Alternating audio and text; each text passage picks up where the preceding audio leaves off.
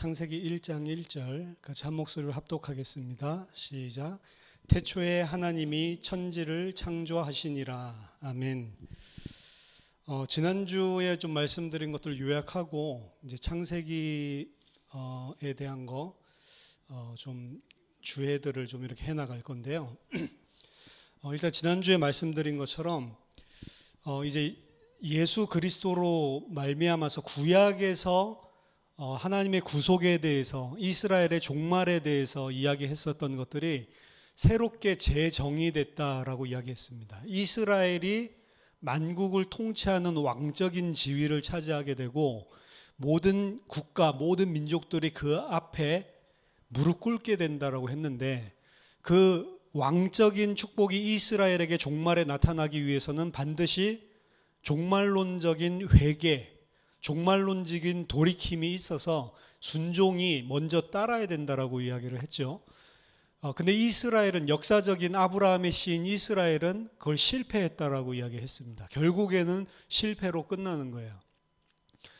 그래서 그 이스라엘 아브라함의 씨에게 줬었던 게 민족적인 아브라함의 후손들 이스라엘이라고 하는 나라를 통해서 이루어진 것이 아니고 참 이스라엘은 예수 그리스도 한 분밖에 없다라고 이야기를 했습니다. 그래서 예수 그리스도가 참 이스라엘로서 참회하는 이스라엘, 하나님 앞에 그래서 물 세례를 받았다고 했죠. 요한에게. 그래서 예수 그리스도께서 참회하는 이스라엘로 포로에서 다시 돌아오고 하나님 앞에 돌아오는 그런 그 장면이 세례 요한의 세례였고 그 세례 요한의 세례를 받을 때에 하나님이 선언적으로 예수 그리스도 안에 성령을 부어주시죠. 비둘기같이 성령이 임하는 장면이 나옵니다. 그래서 하나님께서 마지막에 너희들이 회개하고 돌아올 때 돌이켜서 나에게 돌아올 때 내가 너에게 새 마음, 내 영, 새 영을 주겠다라고 이야기를 했는데 그게 종말론적인 그림이 예수 그리스도 이 한 분 안에서 성취되는 것들을 이제 보게 됩니다. 그리고 그 예수 그리스도께서 이 공생의 처음 시작 세례 요한의 세례를 통해서 보여줬던 게 선언적으로 보여줬다고 했죠. 실제로는 그 삶을 통해서 어떻게 저주받죠? 십자가에서 죽고 그게 이제 완전히 하나님한테 버림받은 포로기를 이야기하는 거거든요. 그리고 하나님께서 부활시키시고 성령을 주심으로 이 모든 구속 역사가 그리스도 한 분 안에서 완성되는 겁니다. 그래서 개념이 바뀌는 거예요. 이스라엘을 통해서 하나님께서 만국을 통치한다고 그랬는데 그 이스라엘은 신약에 어떻게 성취됐냐면 예수 그리스도라는 한 분, 그 안에서 성취가 된 것이고, 그러니까 아담의 자리를 아브라함이 이스라엘이 차지하고 있었는데 전체 도식을 보면 그렇습니다. 인류가 있고 그 인류의 대표로 아브라함이 있었죠. 근데 그 자리를 아담이 있었죠. 그 자리를 아담과 그리고 아담의 후손 이스라엘이 차지를 하고 있었는데 이 아브라함과 이스라엘이 새 인류를 그리고 새 하나님의 백성됨을 보여줘야 됐는데 죄로 못 보여줬단 말이에요. 그래서 이제 예수 그리스도가 아담의 자리, 아브라함의 자리를 차지하는 거고 그러면 인류는 이스라엘 백성은 누가 차지하고 있냐? 예수 그리스도 안에 있는 자가 차지하고 있는 거예요. 그래서 예수 그리스도께서 부활하시고 승천하셔서 성령을 받으시고 난 다음에 자기 안에 있는 자들에게 새 마음, 성령을 부어주시고 그 예수 그리스도 안에서 그 성령으로 예수 그리스도와 연합한 자들만을 이제 새로운 이스라엘, 영적인 이스라엘이라고 바울이 이야기를 하는 겁니다. 그래서 도식이 바뀐 거예요. 이스라엘을 통해서 성취된다고 그랬는데 그 이스라엘, 참 이스라엘은 예수 한 분밖에 안 계신 거고 민족적인 개념이 사라졌다. 그리고 그 이스라엘, 예수 그리스도 안에 믿음으로 연합된 자들, 요 자들이 새로운 인류 차지를 하고 있는 거고요. 이들 안에는 구약에서 있었던 민족적인 개념이 사라졌죠. 그래서 이방인이든 아니면 유대인이든 상관없이 그리스도 예수 안에 있는 자가 이 새로운 커뮤니티를 차지하고 있는 겁니다. 그리고 이 사람들은 더 이상 구약에서는 토라를 지킴으로 하나님께 순종한다고 했는데 토라를 지킴으로 순종해서 편입되는 것이 아니고 예수 그리스도를 믿음으로 편입이 되는 거죠. 그래서 이 예수 그리스도를 믿음으로 편입됐다라고 하는 것은 오히려 거꾸로 구약의 토라에서 액면적으로 말하고 있는 할례를 더 이상 받지 않아도 된다라고 하는 것입니다. 토라를 어떻게 보면 유대인의 관점에서 보면 어기는 거죠. 토라를 어기고 할례도 받지 않는 저들이 어떻게 하나님의 백성이 될 수 있냐라는 것이 이해가 되지 않는데, 토라를 지키고 순종한다는 개념도 그리스도를 통해서 하나님께서 이분이 바로 참 이스라엘이다라는 것을 보여주셨을 때, 저것으로만 하나님의 백성이 될 수 있고 저것으로만 내가 구원받을 수 있구나, 그 믿음으로 하나님께서 주신 그 아들에게 순종하는 것을 보고 토라를 지킨다고 하는 거예요. 그래서 토라 지킨다는 개념이 완전히 역설이 되어버렸죠. 토라를 안 지킴으로 토라를 지키는 이런 형국이 나오는 겁니다. 할례를 받지 않음으로, 왜? 더 이상 내가 할례 받고 내가 율법을 행하는 거에 의존하는 것이 아니고, 왜냐? 그걸 의존하면 우리는 죄인으로 드러나거든요. 그렇게 될 수 없음을 알고 온전하게 그 율법을 완성시킨 그리스도 믿음으로만 내가 하나님의 백성이 될 수 있구나, 이게 토라의 진의에 순종하는 자란 말이에요. 그래서 토라를 액면적으로는 안 지킴으로 진짜 토라를 지키는 자들, 이 자들이 하나님의 백성이 되는 것입니다. 그래서 교회라고 한다면 교회를 뭐라고 표현하냐면 In Christ Community, 그리스도 안에 있는 공동체라고 규정이 되고, 그 그리스도 안에 있는 공동체가 바로 새 인류이고 집합적인 새 아담입니다. 집합적인 새 아담. 아담은 한 명이지만 그 아래 인류가 있듯이 새 아담, 두 번째 아담 아래 그 믿음으로 편입된 In Christ Community, 그걸 보고 그리스도 안에 있는 둘째 아담인데 집합적인 아담이다. 순종하는 인류, 성령으로 마음의 할례라고 하는 성령의 선물, 이걸 받은 자들이 하나님께 전적으로 순종할 수 있게 된 자들이고, 그들을 보고 이제 새 인류, 새 아담, 집합적인 아담이라고 부르는 겁니다.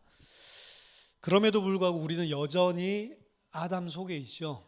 왜냐? 여전히 흙에 속한 형상을 가진 육신을 가지고 있기 때문에 여전히 아담 속에 살고 있습니다. 하지만 이 땅에 살아가는 동안에도 우리는 성령을 받은 새 인류라고 성경에서 우리를 규정 짓는 거예요. 그렇기 때문에 이 땅에서 계속 모순이 생기는 겁니다. 분명히 내가 새 백성이 됐고 하나님의 백성이 됐고 그리스도의 사람이 됐음에도 불구하고 아직 이 땅에 썩어질 육신을 입고 있기 때문에 그 속에서 나오는 현실 속의 갈등들이 계속되고 있는 상태란 말이에요. 하지만 법적으로, 칭의적으로 본다면 예수 그리스도 안에 편입될 때 이미 아담의 권세, 죄의 권세는 그리스도를 통해서 다 깨진 것입니다. 우리와 상관이 없는 것입니다. 그걸 더 이상 내가 지킴으로 순종하는 게 아니란 말이에요. 또한 그리스도께서 종말적인 성령을 받으심으로 우리에게 부어주셨기 때문에 우리는 참 이스라엘, 그리스도 안에서 새로운 이스라엘로 우리가 이 땅에서 이미 규정된 겁니다. 그게 양자라고 하는 기본적인 개념이에요. 그래서 우리는 하나님의 아들들이고 하나님이 기뻐하시는 자, 하나님이 요구하시는, 하나님이 한 가지만 요구하시거든요. 마음의 할례. 그게 순종이란 말이에요. 우리는 하나님 앞에 순종하는 아들들이 영으로 된 거란 말이에요. 성령으로. 그래서 우리가 무엇을 행함으로 순종하는 아들들이 되는 것이 아니고, 그 성화의 개념을 여러분들이 그래서 새롭게 잡아야 된다고요. 성화를 우리는 어떻게 생각하냐면, 내가 이제 하나님의 백성이 됐고 이런 은혜 받았으니 어떤 삶을 실제 육신적으로 잘 살아내는 게 성화라고 생각을 하잖아요. 아닙니다. 오직 이것만을 의지하는 사람, 예수 그리스도 안에 이걸 다 주셨고 내가 새 인류구나, 새 마음, 이것만을 절대적으로 의지하는 사람, 그 절대적으로 의지하는 만큼만 우리가 성화되는 거예요. 그래서 성화는 내가 인격이 거룩해지는 것이 아니고 절대적으로 이 그리스도의 십자가에 의존하는 자가 되는 게 성화란 말이야. 그 개판으로 살아도 육신적으로 진짜로 이것만이 나에게 답이다라고 내가 느끼고 그게 정말로 내 인생이 된다면 그게 성화라고요. 그러니까 성화의 정도가 어떻게 본다면 예수님 돌아가실 때 십자가 우편에 있는 강도나 우리나 다르지 않다는 거예요. 그 강도는 삶이 변했다고 볼 수는 없잖아요. 뭐 성화된 게 뭐 있어요? 그 거룩의 개념을 우리가 이 땅에서 인격적인 사람이 되는 거라고 한다면, 하지만 그 사람의 고백에 보면 자기는 죄인이라는 것을 알고 자기로서는 절대로 안 되기 때문에 예수만 답이라는 사실을 고백을 했다고. 철저하게 하나님의 백성이 되기 위해서, 하나님 앞에 서기 위해서는 예수 외에는 안 되는구나 라는 것을 성령으로 깨달은 거죠. 그걸 절대적으로 우리들이 계속 깨달아가는 게 성화인데, 그럼 왜 성화의 과정이라고 하냐면 우리는 이 육신적인 아담니스를 가지고 있기 때문에, 아담됨을 가지고 있기 때문에 절대적으로 의존을 안 하는 거예요. 실제 삶을 보면 실제로 내가 살고 실제로 내가 이 땅에서 살아가는 이 생활을 속속들이 쳐다보면 하나도 의지를 안 하고 있는 거예요. 그리고 내 힘으로 이 땅을 힘삼아서 살 수 있다라는 것을 계속 가지고 있는 겁니다. 그것을 버리고 절대 의존적인 자가 되는 것, 그게 진짜 성화라고, 그게 성장해 가는 거예요 사실은. 그리고 그 성장해 나가면 인격적인 삶도 열매가 나오겠죠 당연히. 근데 그거는 당연히 나오는 것이지, 그 나온 것 자체를 내가 저런 것들을, 저런 열매가 나온 게 성화야, 그러니까 나도 저렇게 해야지, 그거는 율법에서 나온 거고 육신에서 나온 거라고요. 그거는 하나님 앞에 가치가 없는 것입니다. 너무 비슷한 것 같은데 다른 거예요. 근데 이 개념을 오해하고 있기 때문에 어떻게 보면 기독교의 신앙생활이 예수를 믿음으로 은혜로 구원받았다고 하지만 그 신앙생활은 어떻게 하는 게 맞다고 생각하냐면, 내가 또 인격적으로 율법을 지키고 내가 이 땅의 것을 가지고 뭔가를 하는 것, 내 힘으로 뭔가를 하는 거를 또 신앙생활이라고 착각하는 겁니다. 이게 잘못된 성화론이라고 하는 거죠. 그런 성화로 하면 단 1초도 우리는 하나님 앞에 설 수 없다는 것을 알아야 됩니다. 그거 모르니까 계속 그거를 주장하고 있는 거예요. 우리는 하나님이 기뻐하시는 자들이고 하나님이 요구하시는 단 한 가지, 그 마음의 할례를 받은 사람들이란 말이에요. 아직까지 신학계에서는 이 새 언약에 대해서 제대로 발전된 신학이 없습니다. 굉장히 미흡한 부분들이에요. 그러니까 여러 가지 우리들이 가지고 있는 새 언약 안에서의 그리스도인의 삶, 이런 것들이 굉장히 취약한 겁니다 사실은. 우리는 그리스도를 믿음으로써, 그리고 성령의 이끄심으로써 순종하는, 토라에 순종하는 그 하나님의 백성입니다. 우리는 토라를 안 지킴으로 토라를 지키는 자들입니다. 율법을 내버리고 율법이 틀리다라는 말이 아니에요. 뭐 율법은 하나님 말씀이니까 맞죠. 근데 진짜 율법의 개념은 그거를 잘 지키는 아름다운 백성이 되라, 그 소리가 아니라는 말입니다. 그래서 그리스도를 통해 근본적으로 새로워진 개념 속에서 율법 자체를, 성경에서 말하는 여러 가지 자체를 새롭게 우리는 봐야 됩니다. 그게 그리스도를 통해서 완전히 바뀌었단 말이에요. 그러니까 이제 바리새인이었던 바울이 유대인들에게 그 바뀐 메시지라니까 말도 안 되는, 이해 안 되는 소리를 한다라고 반응을 하는 겁니다.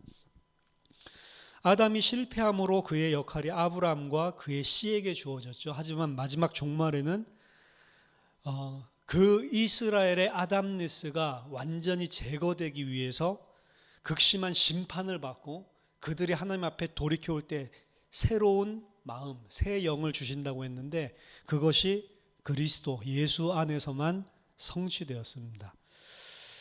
이렇게 이스라엘의 이야기가 예수라는 한 사람 안에서 끝난다라고 하는 것, 구약에는 힌트되어 있지만 그 일이 일어나기 전까지는 그 어떤 사람도 상상조차 할 수 없었던 놀라운 거예요. 그 누가 구약 성경을 읽으면서 토라를 안 지킴으로 우리가 구원받는 거구나, 할례를 안 행하라고 하는 거구나, 할례 가지고는 안 된다라고 하는 거구나, 이걸 깨달을 수 있겠어요? 구약 성경 보면서. 그래서 창세전에 영세전에 감추어졌던 것이 이제 나타나신 바 됐다는 거예요. 그 2000년 만에 복음이 회복됐다는 소리가 아니고 예수 그리스도 안에서 2000년 전에 십자가에서 이제 하나님이 창세전에 영세전에 이 인류를 역사를 이끌고 오면서 우리에게 주시려고 하는 메시지가 뭔지 이제 나타난 바가 됐다라고 이야기를 하는 겁니다. 구약 가지고 도저히 못 깨닫. 우리가 깨닫고 보니까 이거 이상했던 거 요 말이네. 요게 요 말 이렇게 찾아낸 게 된 거지. 십자가와 부활 사건이 없었을 때, 성령을 부어주신 그 사실이 없었을 때는 몰랐단 말이에요. 전혀 모를 수밖에 없죠. 이렇게 꽁꽁 감춰놨는데 더 놀라운 건 뭔지 아세요? 여러분들 끄덕끄덕거리시지만 이제 신약을 통해서 다 성취돼가지고 이제 66권을 줬는데도 안 믿고 그게 뭔 소리야 이렇게 생각한다니까요. 그러니까 이단들 계속 구약 지켜야 된다고 그러죠. 만식일 지켜야 된다. 그럼 여기서 말하는 뭐 유월절을 지켜야 된다. 계속 구약 가지고 이야기를 한다고요. 그렇죠? 그래서 삶이 뭐 똑바라야 된다. 계속 우리 뭔가 육신적인 이 땅에 내 힘을 가지고 삶을 바른 삶 살아내기. 요게 성경인 줄 알고 있다. 얼마나 많은 사람들이야. 이건 비단 이단뿐만이 아니고 지금 교회에 다니고 있는 많은 크리스찬들, 주의 종들까지도 그렇게 알고 있습니다. 구원은 제가 말 못하겠지만 구원 받은 사람들은 그렇게 그 방향으로 인도를 하고 있다면 그 거짓 선지자예요. 왜 거짓 선지자가 됐냐면 내가 거짓 선지자 돼야지라고 거짓 선지자 되는 사람 한 명도 없습니다. 몰라서 그런 거예요. 그게 자기는 진리인 줄 알고 그렇게 하는 거죠. 바리새인들이 거짓말 해야지 아니라니까요. 자기들이 생각할 땐 그게 진리라고 생각을 해서 그렇게 하는 거예요. 그 바리새인들 입장에서는 예수님이 누구예요? 바알세불, 사탄이라니까. 근데 예수님은 뭐라고 그래? 바리새인들 보고 이 마귀의 자식들아, 독사의 자식들아라고 하죠. 서로 뭐라고 이야기하는 거예요? 하나님을 대적하는 자라고 이야기하는. 사탄이 됐다는 게 아니고 하나님을 지금 대적하고 하나님 말씀을 거역하고 있구나라고 이야기를 하는 거예요. 그런데 막말로 그냥 액면적으로 딱 읽으면 바리새인처럼 읽게 돼 있어요.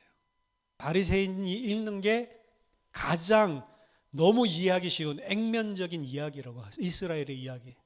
그러니까 그걸 보고 넓은 길이라고 하는 겁니다. 넓은 길로 가는 사람들은 나 넓은 길로 가야지 그렇게 할 수가 없어요. 그렇게 하는 게 아니고 그렇게 이해가 되니까 넓은 길로 가는 거예요. 좁은 길로 가는 사람은 왜 못 간다고요? 길이 협착해서, 길이 좁아서, 길이 잘 안 보여서 찾을 수가 없음이라 라고 이야기했거든요. 안 보이니까 그거 못 가는 거예요. 좁은 길로 가라 이렇게 하니까 좁은 길, 그럼 내가 이 땅에서 더 열심히 살아야지. 그게 넓은 길이라니까.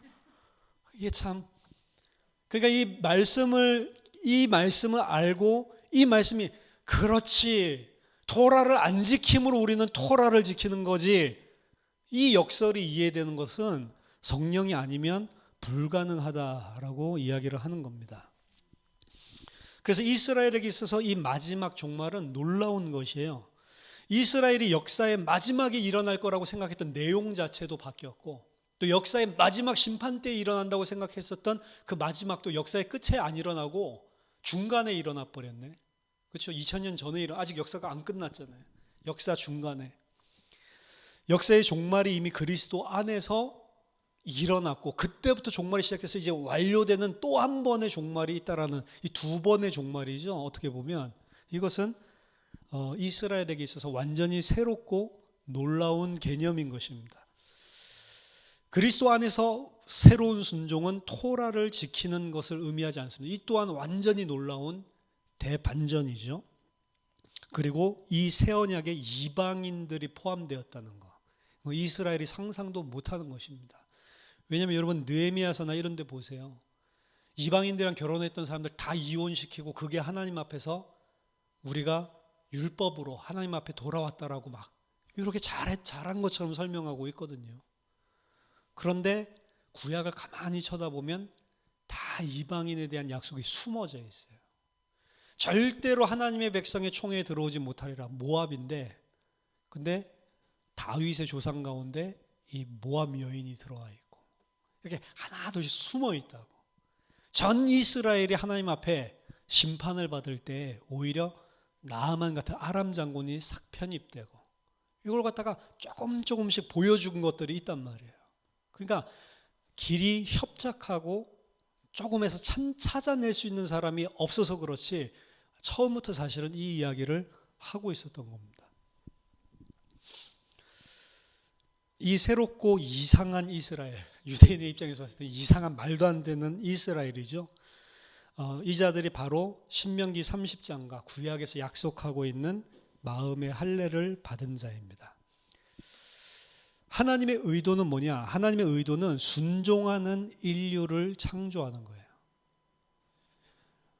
우리를 하나님께서 왜 이 땅에 보내셔서 이 땅에 인생을 겪게 창세전에 영세전에 우리를 택했다고 했는데 순종하는 하나님의 백성으로 우리를 만들기 위해서입니다.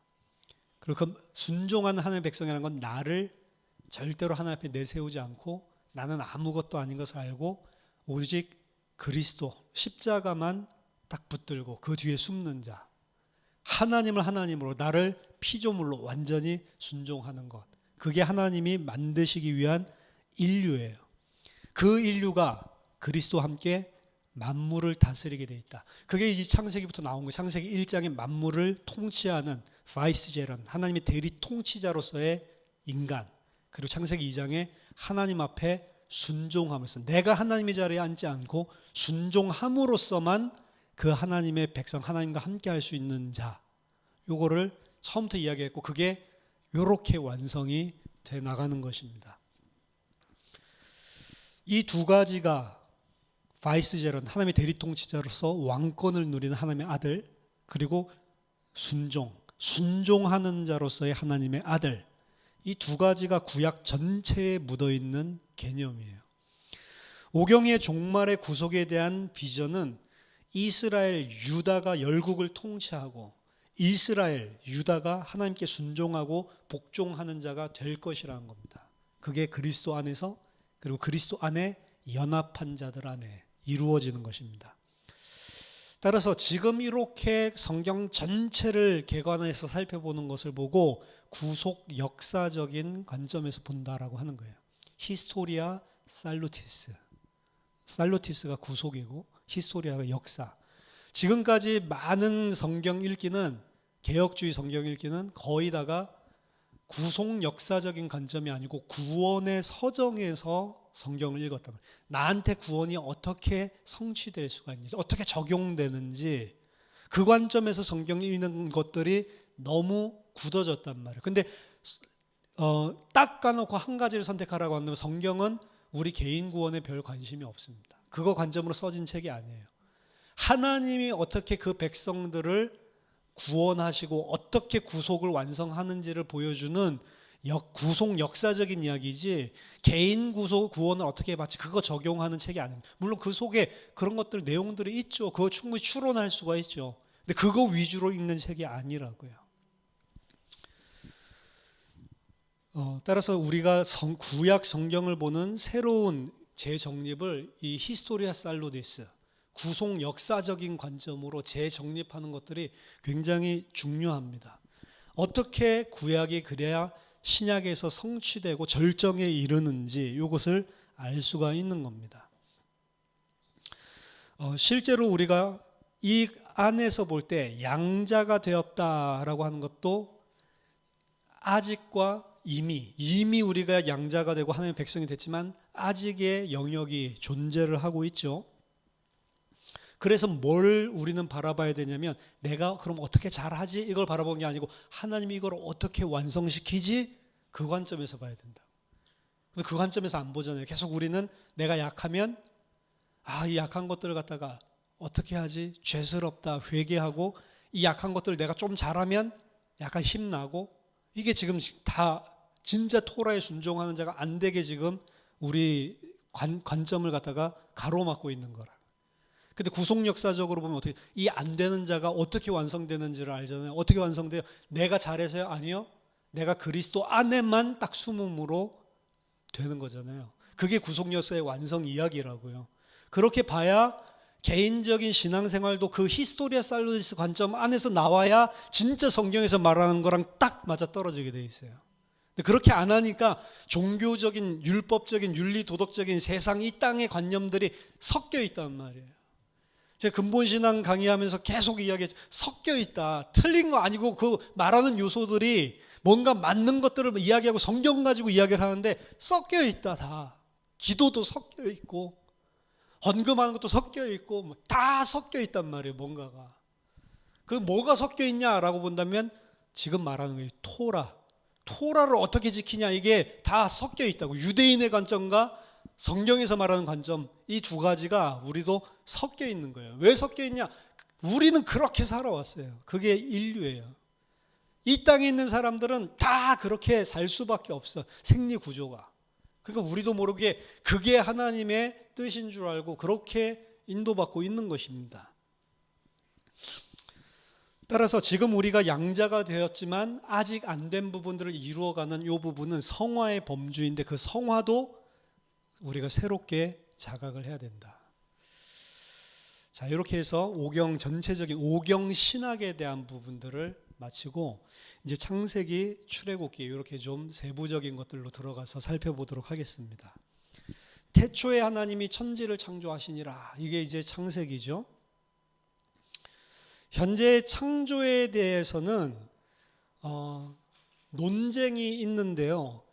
이 논쟁 자체 안에서 중요한 사실이 결여된 채로 논쟁을 하고 있습니다. 그게 뭐냐면 창조 이야기, 창세기에 나와 있는 창조 이야기는 고대의 이야기라는 사실을 놓친 상태에서 계속 논쟁을 하고 있다. 이 창세기 이야기는요, 현대의 과학적인 관점에서 쓰여진 기사가 아닙니다. 창조 기사 자체가. 현대 과학책을 읽는 게 아니란 말이에요. 두 번째는 창세기 1장을 읽을 때 우리는 이 창세기 1장이 창조에 대한 이야기구나, 이렇게 생각을 하고요. 창조에 대한 이야기, 하나님이 세상을 어떻게 창조했는지를 써놓은 책이 창세기 1장이다라고 생각. 그러니까 이름도 창세기예요. 어떻게 하나님이 세상을 창조했는지에 대한 기록, 이렇게 창세기. 근데 창세기는 어떻게 하나님이 세상을 창조했는지 그 기록이 아니라니까. 그러니까 창세기 1장의 창조 이야기를 볼 때 우리는 현대적인 과학적인 입장에서 계속 보고, 그리고 이게 창조를 어떻게 했는지, 세상을 어떻게 하나님이 처음에 만들었는지를 써놓은 책이라고 생각을 하고 보고 있다. 이 두 가지가 잘못된 견해라는 겁니다. 그 견해 속에서 싸우는 거예요, 서로. 이렇게 창조에 관한 이야기로 보는 것 자체는 창세기 1장을 전체 오경의 문맥, 전체 책의 문맥 속에서 이탈을 시켜서 우리가 보고 싶은 대로 보고 있는 것입니다. 창세기 1장은 서론이에요. 인트로덕션. 창세기 인트로덕션이 아니고 오경 전체의 서론 역할을 하고 있는 겁니다. 그럼 창세기 1장이 도대체 오경 전체의 서론이라고 한다면 여기서 지금 말하려고 하는 게 뭐냐라는 관점으로 창세기 1장을 봐야 된다. 근데 그렇게 안 보죠. 그냥 세상을 하나님이 어떻게 창조를 했는지 태초에 이 관점으로 보죠. 그러니까 잘못 읽고 있는 것입니다. 그래서 우리가 이 오경, 특히 창세기, 출애굽기를 살펴볼 때 우리가 생각해 둘 거는, 일단은 창세기 1장 크리에이션 자체를 이야기를 할 때 고대 배경에 좀 관심을 둬야 돼요. 포커스를. 그리고 창세기 1장이 나타나게 된 고대 배경은 ANE, Ancient Near East에서 ANE로 이야기를 하는데, Ancient 고대, Near 근, East 동, 고대 근동이라고 합니다. 고대 근동 지방의 문화적인 배경, 그 배경 속에서 창세기 1장을 봐야 되는 겁니다. 왜냐? 그때 쓰여진 책이고 그때 그 고대 근동 배경을 살고 있었던 하나님의 사람들에게 주시는 메시지이기 때문에. 그렇기 때문에 접근을 할 때 창세기가 쓰여졌을 때 사람들이 어떻게 받아들였을까, 1차 리딩이죠. 그 관점적인 것들을 먼저 생각을 해야 된다는 겁니다. 그 문화적 배경, 문화적 문맥과 세팅, 그 속에서 생각을 해야 되는 거예요. 그것은 뭘 수반할 수밖에 없냐면 비교, 컴패러티브, 그 당시에 있었던 다른 창조 이야기들이나 이런 것들은 뭐라고 말하고 있지? 그것들이랑 같이 비교해서 보는 수밖에 없는 거예요. 비교 비평, 비교 문학. 이게 되게 나쁜 건데요. 자유주의자들 거봐 똑같잖아 이렇게 하려고 그렇게 발전시킨 학문인데 그 안에서 우리가 사실은 봐야 되는 부분들이 있는 배경 자체를 그렇게 깔고 봐야 되는 거예요. 그걸 갖다가 이거는 하나님이 특별하게 준 거야. 너희 그런 책이랑은 달라 라고 이야기하면 그게 틀린 말이라고. 그러니까 아이고 저런 꼴통들 대화가 안 통하네 라고 이야기를 하는 거란 말이에요. 자, 이를 위해서 21세기적인 질문을 우리는 피해야 됩니다. 창세기 1장 볼 때 우리는 너무나 자주 본문이 답해주지 않는 것들을 알아내려고 질문들을 많이 하고 있어요. 우리가 살고 있는 세계, 이 세계는 이 책이 주어졌을 때 최소 3,000년, 4,000년 전에 주어졌을 때랑 완전히 다른 세계예요. 생각과 사고와 우리가 인지하는 기본 틀 자체가 완전히 다른 것입니다. 어떻게 이 세상이 생겨졌나? 지금 과학에서 말하는 그 기원, 그리고 우주가 어떻게 움직이지? 우주론, 이런 것들이 다 다르다고. 옛날 사람들 지금 우리처럼 우주를 생각 안 했어요. 지구도 우리처럼 생각 안 하고 평평한 그냥 디스크, 평판이라고 생각을 했습니다. 근데 지금 우리는 그렇게 생각하고 있지 않잖아요. 유튜브에 보니까 너희들이 나사다 뭐다 이런 인류를 조작하는 사람들에 의해서 다 속고 있다 이러면서 그거 있더라. 지금 이 지구는 평판이고 저 끝에 가면 물이 뚝 떨어지고 있는 그런 그림 보여주면서 성경에서 말하고 있는 게 맞다. 지구는 평판이다. 미친 겁니다, 그게. 우리가 가지고 있는 우주론, 천체학, 지질학, 생물학, 건축학, 모든 과학적인 이런 생각, 이것과 전혀 다른 체제다라는 것을 인정을 해야 됩니다. 우리는 그걸 가지고 성경을 읽으려고 그래요. 그래서 그런 질문들을 하고. 근데 성경은 거기에 대해서 말하고 있지 않습니다. 맨날 이 창세기 이야기하면 그럼 공룡은 어떻게 됐어요? 그건 물어보더라. 왜 공룡을 물어보는 거예요? 공룡이 뭐 노아의 방주에 못할 것 같다 그래서 물어본 거예요? 뭐예요? 난 왜 굳이 꼭 공룡을 물어볼까 좀 이해가 안 되는데, 그게 이제 바로 우리가 가지고 있는 과학적인 21세기적인 문화적인 틀을 가지고 계속 성경에서 답을 찾으려고 하는 말도 안 되는 짓을 하고 있는 거라고요. 성경은 우리가 이해할 수 있는 인간적인 방식, 지금 현대인 그 방식을 통해서 이야기하고 있지 않습니다. 하나님이 인류와 전 세계를 끌어안으시고 자기 자신을 낮추셔서 그 아들을 주시고 구원해 내신 것처럼 성경도 인류를 끌어안고 인류 살려내기 위해서 주신 거거든요. 그렇기 때문에 성경은 인류의 언어, 그 당시에 하나님이 줬었던 1차 수신자들, 그 사람들이 이해할 수 있는 언어, 이해할 수 있는 내용, 이걸로 줬다라고 하는 게 너무나 당연한 거란 말이에요. 그러니까 이 안에서 과학적인 진리를 너무 깊이 있게 찾으려고 하면 뭐 맞아떨어지는 것들도 있겠죠. 왜냐하면 고대 근동이나 지금이나 맞아떨어지는 부분들이 있어요. 사람들이기 때문에 뭐 조선시대 살았던 사람들이나 우리나 비슷하다니까요. 다 비슷비슷합니다. 그러니까 당연히 똑같은 인류이기 때문에 맞아떨어지는 부분들이 있겠죠.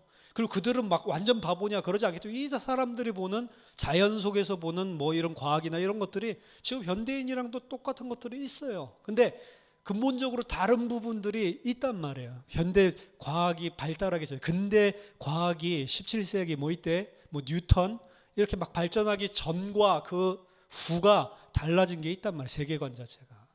이건 뭐 지구 둥글다고 그래서 잡아 죽였던 시대가 있었으니까 성경 들고 지금 성경을 네가 부인하는 거냐면서, 그거 얼마 전에 천주교에서 회개했잖아요. 인정한다. 지구는 둥글다는 거를. 지구가 움직인다는 걸 우리는 인정한다. 그걸 지금 와가지고 인정하고 있어. 그전에 사람들 다 죽여놓고. 그러니까 그 500년 전이나 지금이랑 달라진 게 있다니까요. 그래서 하나님께서는 지금 우리가 살고 있는 시대와 완전히 다른 개념의 문화와 과학을 가지고 있었던 자들에게 이해되어지고 의미 있는 방식으로, 그 사람들이 이런 의미구나 이해할 수 있는 방식으로 말씀하셨다는 것입니다. 따라서 창세기 1장, 2장을 이해하기 위해서는 우리는 반드시 그 차이점을 인식하고 접근을 해야 되고요. 고대의 사상적인 관념, 그리고 고대의 우주론을 기꺼이 받아들이고 우리는 창세기를 봐야 됩니다. 우주론이라는 것이 있고 우주 생성론이라는 게 있어요. 우주론, 카스몰러지라고 하는데, 우주론은 우주가 어떻게 움직이지, 천체가 어떻게 움직이지, 그런 움직이는 것들에 대한 것을 우주론이라고 하는 거고, 카스몰러지, 우주 생성론이라고 해요. 카스몰러지는 어떻게 이 우주가 발생하게 됐지, 그거를 우주 생성론이라고 하는 겁니다. 정확하게 찝어서 말한다면 창세기에서 말하는 우주론과 우주 생성론은 고대의 것이라는 것을 이해해야 되는 겁니다. 핵심적으로 질문해야 되는 것은, 내가 특정한 본문을 해석하고 있을 때 나는 고대 독자들이 이해하는 관점과 같은 맥락에서 이해를 하고 있나, 아니면 그들은 전혀 상상할 수 없었던 다른 무엇인가로 텍스트를 읽고 있나 라고 하는 것을 생각해야 된다는 거죠. 이건 퍼스트 리딩에 대한 겁니다. 세컨드 리딩은 그 누구도 상상 못했다니까. 그렇죠? 문자적으로 이 의미가 무엇을 말하는지를 볼 때 그렇게 보는지 안 보는지, 이런 것 말이죠. 어떻게 보면 하나님이 되게 잔인하게 느껴지죠. 하나님의 막 이 전쟁, 그 가나안 정복 전쟁을 할 때 그냥 어린 아이들까지, 아예 그 안에 소, 말, 뭐 돼지, 뭐 가축들까지 싹 다 진멸해 버리라고 하니까. 근데 그때 당시에는 전쟁을 해서 이겼을 때 그렇게 진멸하는 것 자체가 하나도 안 이상한 거란 말이에요. 너무 당연한 거지. 내가 정복을 했는데, 침략을 했는데 싹 다 쓸어버리고 내 걸로 만들어야지. 근데 지금 우리의 도덕론으로 쳐다보면 하나님이 왜 다 싹 죽여버리라고 했을까? 잔인해, 싫어, 이렇게 하는 거란 말이에요. 그것도 고대의 배경으로 가야 돼요. 칼빈 욕하는 사람들이 많거든요. 칼빈이 하나님 말씀 안 듣는 사람들을 10,000명도 넘게 죽여버렸어요. 막 칼빈이랑 반대되는 이 신학 이런 것들을 막 이야기, 혀를 막 뽑아버리고. 복음 맞아요? 이해 안 되죠? 그러니까 칼빈은 악마다라고 하는 거예요. 이놈은 무슨 제국주의적인 무슨 이 잘못된 복음을 가지고 다 잡아 죽인 이 추악한 놈. 칼빈 따르고 있는 장로교는 그 살인마 악귀를 따르고 있는 놈, 이렇게 이야기를 하는 거예요. 근데 그때 당시는 그런 게 맞다고 생각을 하던 사회였다니까. 그걸 가지고 욕을 하면 안 돼요. 칼빈이 만약에 21세기에 태어나가지고 그 신학을 만약에 전혀 없었던 걸 발전을 시키고 확립을 했다, 절대로 그렇게 안 죽입니다. 우리도 지금이니까 그러지. 우리도 옛날에 복음 깨달았으면 그때 문화 배경들 속에서 할 수 있는 추악한 일들을 다 하면서도 내가 하나님 잘 믿고 있다라고 생각을, 그게 굉장히 강하다니까요. 그러니까 미국의 장로교들이 아프리카 가가지고 전부 다 잡아 죽이고 전부 다 생육하고 번성하고 땅에 충만 다 다스리라고, 정복하고 다스리라고 그랬다라고 해가지고 데리고 와가지고 막 노예 삼잖아요. 너희 성경에 보니까 너희 짐승이네. 짐승같이 살라는 거죠. 그렇게 하면서 아무런 양심의 가책을 안 느꼈다고요. 지금도 그게 남아있어요. 미국에는 기독교인들 속에. 그게 뭘 잘못됐다고 그래, 이렇게 생각하는 사람이 있다고. 일부지만 지금은. 근데 지금은 와, 그때 우리가 너무 제국주의적으로 잘못 생각했구나 라고 생각을 하는. 근데 지금 그렇게 생각하면서 막 그 사람 비판하는 사람들 그때 태어났잖아요. 노예 막 두들겨 패고 있을 거라니까. 지는 뭐 대단한 줄 아나? 우리가 생각할 때 너무 자연스럽게 보이는 게 사실은 나중에 100년 뒤에 우리를 쳐다보면서 야, 그 야만인들 그랬어? 이렇게 할 것들이 있을 수 있다니까요. 그러니까 그렇게 비판하면 안 되고, 그 사람들의 문화 속에 들어가서 보면 다 이해가 될 수 있는 것들이 있는데 그걸 무시하고 현대인의 관점에서 생각을 하고 이야기를 하니까 말이 안 통하는 거라고요. 창조 이야기도 그와 똑같이 이야기를 하고 있는 겁니다. 자, 그러면 창세기 1장을 이해하는 데 있어서 동시대 혹은 동시대가 아니죠. 훨씬 더 오래된 시대부터 전수돼서 왔었던 고대 텍스트 중에 에뉴마 엘리시라고 하는 책이 있습니다. 에뉴마 엘리시는 바벨론의 창조시라고 하는 거예요. 바벨론의 창세기라고도 부릅니다. 성경과 빗대서. 에뉴마 엘리시는 무슨 뜻이냐? When on high라는 뜻이에요. 그 뒤에 문장까지 쭉 하면 하나님의 신들이 저 위에 있었을 때 뭐 이제 이런 식으로 표현되면서 나가는 겁니다. 보통 고대 문서는 어떻게 제목을 정하냐면 성경을 본따서 처음 나온 두 글자 가지고 책 이름을 정해요. 그러니까 창세기가 원래 창세기가 아니죠. 원래 이름은 베레시시죠. 그 브라고 하는 이 전치사 하나 한 단어 그리고 레싯이라고 하는 단어 요 두 가지를 합쳐서 베레싯 이렇게 되는 거예요. 그러니까 두 단어 처음 나오는 두 단어가 원래 유대인들의 성경의 이름입니다. 창세기 그럼 모르고 베레싯 그래야지 안단 말이에요. 그런 식이에요. 에뉴마 엘리시도 그냥 무슨 책 제목이 아니고 그 처음 나오는 두 글자를 따서 성경이랑 똑같이 그래서 에뉴마 엘리시라고 이름을 붙인 겁니다. 1895년에 헤르만 군켈이 이 에뉴마 엘리시가 창세기 기사에 엄청난 영향을 준 책이다라고 주장을 했어요.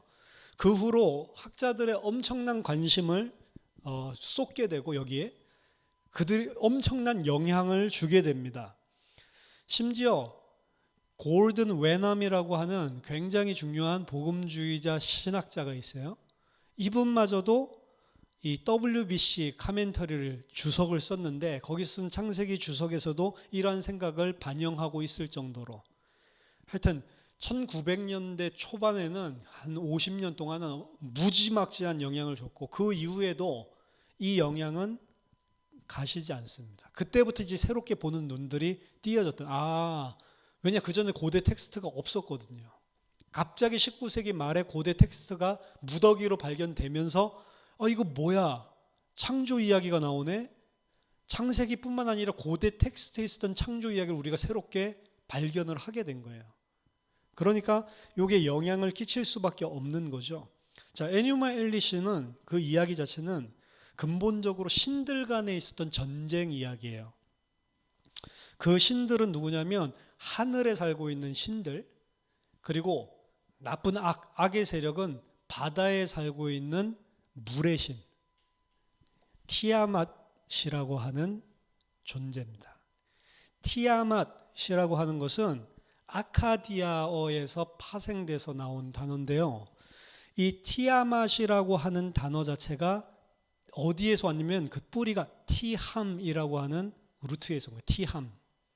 근데 티함에다가 이게 여자신이거든요. 여자신 전미어 앗이 붙은 거예요. 티함앗 이렇게 되는 거예요. 티아맛. 그래서 티아맛이라고 하는 요 여신 누구의 신이냐? 혼돈의 신이고 바다 물의 신이에요. 이게 성경에서 똑같은 티함에서 나온 단어가 있습니다. 그게 여기서는 남성적인 전미를 써서 옴이 붙었어요. 만약에 여성을 썼으면 티아맛 이렇게 갔을 건데 옴이 붙어서 트홈이 됐어요. 트홈이 뭡니까? 깊음. 창세기 1장 2절에 나오는 깊음, 바다. 깊음이란 건 깊다 그 소리가 아니고 심해. 여기로 치면 전 우주를 덮고 있는 우주해. 그걸 말해요. 티아맛과 트홈. 이게 물의 신이고 혼돈의 신이고 창조를 방해하는 이 대립적인 각에 있는 그런 여신인데 이게 티아맛이 성경 안에도 트홈으로 등장을 하고 있는 거예요. 그러니까 창조 과정이 어떻게 돼요? 창세기 1장도 그 물의 세력을 컨트롤하고 제어하는 걸로 나타난다고요. 에뉴마 엘리시로 다시 돌아가면 이 티아맛과 신들 사이에 있었던 전쟁의 그 전체적인 배경입니다. 창조에 대한 부분은 말두기라고 하는 바벨론 최고의 신, 이거는 스톰갓이에요. 폭풍신, 번개신이라고도 하는데, 이 말두기라고 하는 바벨론의 최고신과 그리고 티아맛과 같이 싸우는 전쟁에 대한 이야기가 이 에뉴마 엘리시입니다. 결국 말두기 이기죠. 주인공이니까 티아맛을 쳐서 죽입니다. 죽이고 난 다음에 어떻게 하냐? 그 티아맛의 시체를 쫙 반으로 갈라요. 그래서 반을 하늘로 가르고 하늘을 삼고 가르고 나머지는 땅으로 삼습니다. 그래서 가른다, 세퍼레이트 이런 단어들이 등장하는 거예요. 근데 창세기 1장에 보면 전부 다 가르고 세퍼레 분리시키고 이게 나오거든요.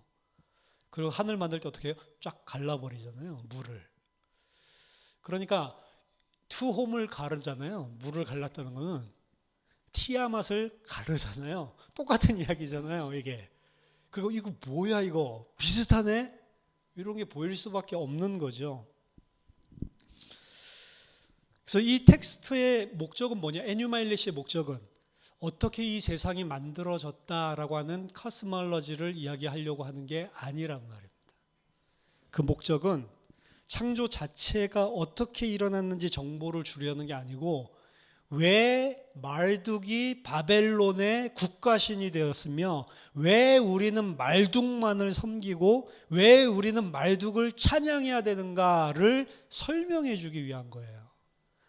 그렇기 때문에 말둑을 마지막에 찬양하면서 그 이름을 영화로운 이름으로 50가지 이름으로 부르면서 노래하고 찬양하는 걸로 영광 돌리는 걸로 에뉴마 엘리시가 끝이 나는 거예요. 그게 목적입니다. 바로 말둑이야말로 신 중의 신이고 그 어떤 신이 우리 말둑 앞에 설 수 있으리요. 말둑 그러니까 말뚝 같죠. 우리나라 사람들 그냥 마둑이라고 하는데 R이 들어가 있어서 말뚝이에요. 말뚝. 그래서 말뚝이라고 하는데 아마 인터넷에서 찾아보면 다 마둑이라고 나와 있을 거예요.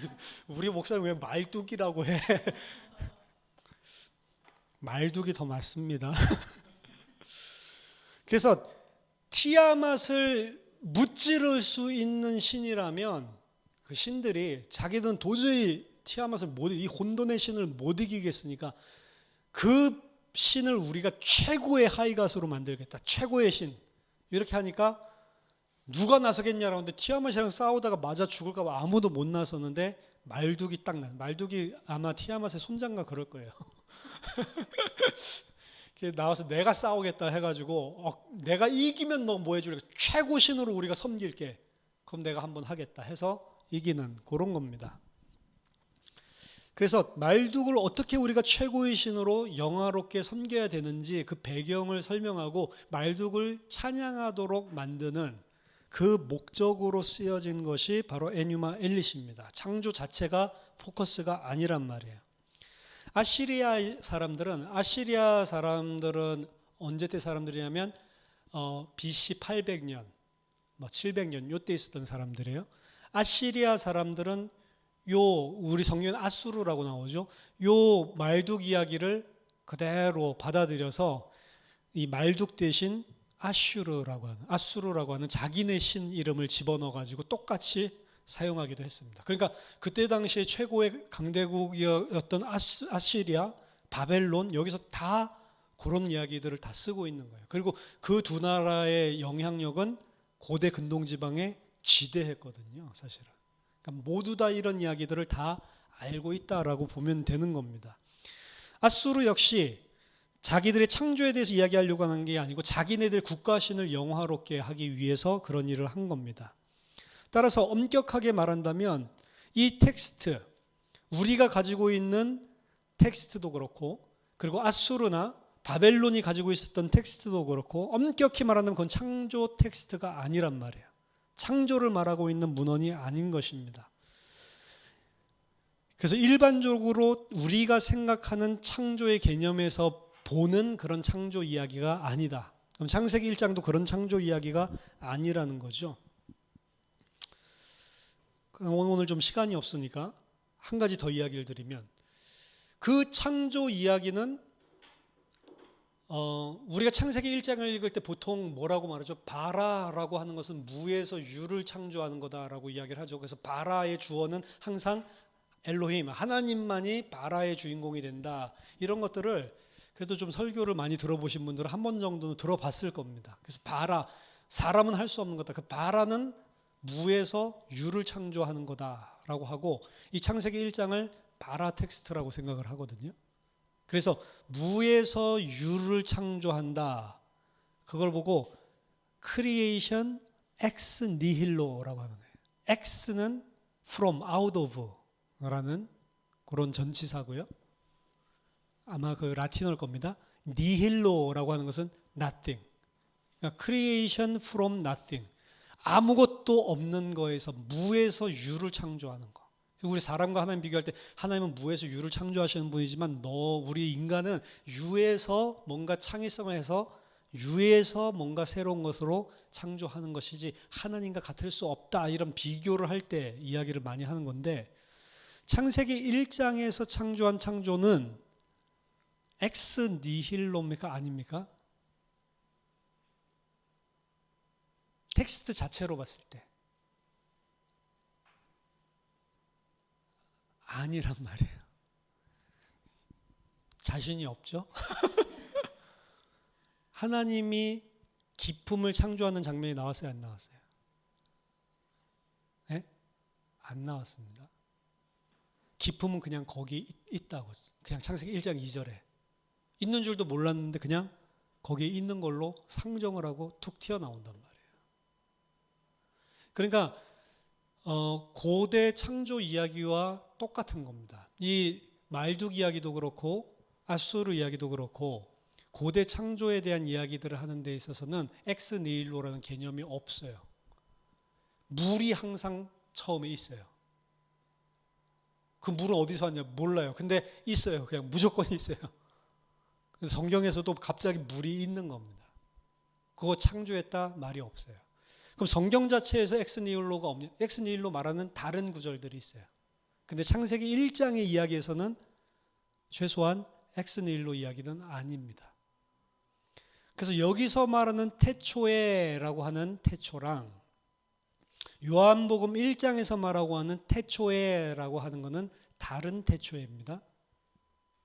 창세기 1장에서 베레시 태초에라고 하는 것은 하나님이 지금 창세기 1장 2절은 물은 그대로 있는 상태예요. 거기에서부터 하나님이 해나가시는 창조 이야기를 서술해 나가는 거고, 태초에 하나님이 말씀과 함께 계셨다라고 했을 때 그 아르케 태초에라고 하는 것은 이 세상 창조를 할 그 시작, 그 태초의 그 시점이 아니고 완전히 영세전, 아예 우리가 생각할 수 없는 영원의 시간의 개념에서의 태초의 이야기예요. 그래서 창세기 1장과 요한복음 1장의 시간표는 다른 시간표를 이야기를 하는 겁니다.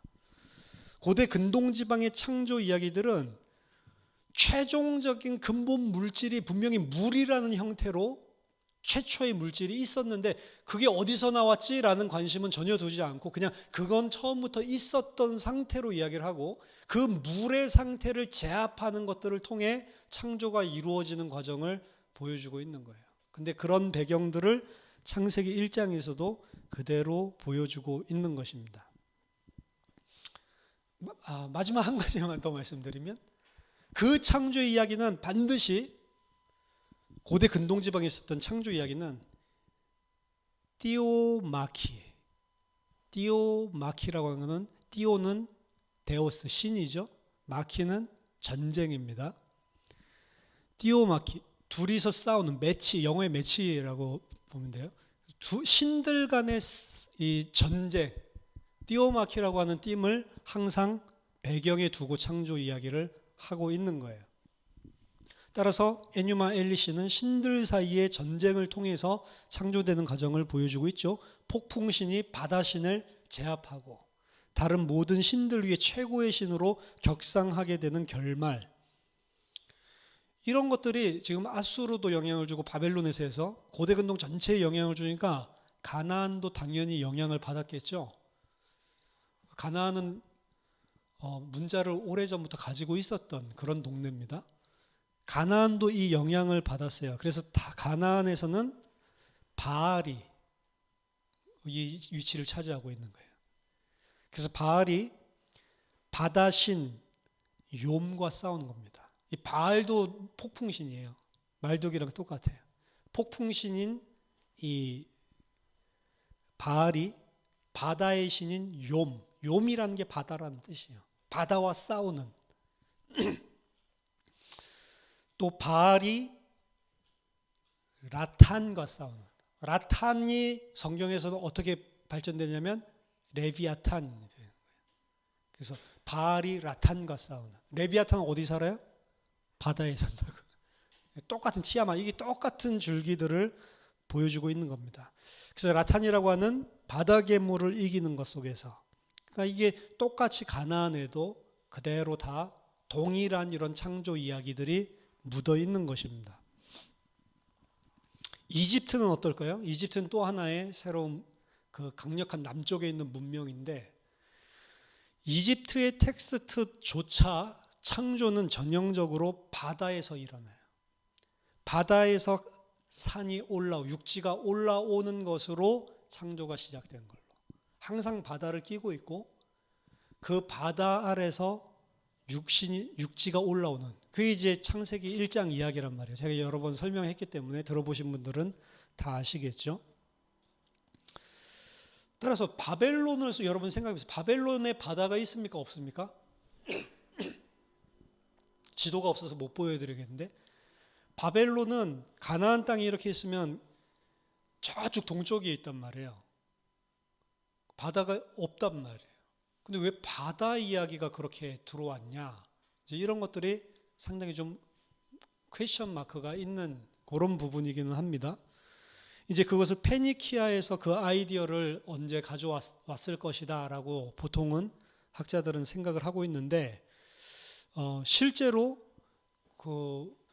왜 어떻게 그렇게 바다라고 하는 생각을 하게 됐는지 이런 것들은 잘 밝힐 수 없는 그런 부분들이기도 합니다. 어쨌든 간에 전체적인 그 아이디어를 보면 이런 신들의 전쟁, 그걸 배경으로 항상 창조가 이어나는 띠오마키라고 하는 그런 주제가 드러난다는 거. 이 정도까지 하죠. 그러면 한 가지 더. 창세기 1장에는 그럼 띠오마키가 있습니까? 없습니까? 신들과 전쟁을 하는 그게 있어요? 없어요? 하나님이? 없죠. 이게 굉장히 그래서 독특한 창조 텍스트인 거예요. 그때 당시에 있었던 창조 텍스트들이랑 너무 다른 겁니다. 분명히 트홈이라고 하는 이 티아맛도 있는데 창세기 1장에는 그 티아맛이랑 무슨 싸우고 이런 것 자체가 없어요. 그냥 말하면 그대로 다 순종을 하는 겁니다. 말도 안 되는 신 이야기를 하고 있는 거예요. 그때 당시에 가지고 있었던 이 사람들의 배경으로는 이게 뭔 소리야? 그런 게 어디 있어? 이런. 왜 그렇게 해서 표현을 하고 있는지는 그때 당시에 있었던 사람들에게 지금 메시지를 주고 있는 거예요. 너희들 진짜 하나님, 진짜 너희들이 알 수도 없고 지각도 할 수 없는 그 하나님은 어떤 분인 줄 알아? 너희들이 생각하는 그런 만들어낸 그런 신, 그런 거 아니야. 하나님이 이런 분이야. 말씀으로 트오믹 복종을 해버린다니까. 말씀이 그냥 숨이죠. 숨만 한번 내쉬면 그대로 복종하는 그런 하나님인 것을 설명하고 있는 책이 창세기 1장이라고. 여기까지 하고 다음 주에 또 계속 살펴보도록 하겠습니다. 기도하겠습니다. 하나님, 하나님의 말씀을 정말로 알 수 있는 눈을 성령께서 우리들에게 열어주시고 정말로 진리를 그 속에서 발견하고 좁은 길로 갈 수 있도록 하나님의 은혜를 베풀어 주시옵소서. 구원받은 자로 하나님의 백성으로 살 수 있도록 말씀으로 우리 속에 역사해 주시옵소서. 예수 그리스도 이름으로 기도하옵나이다. 아멘.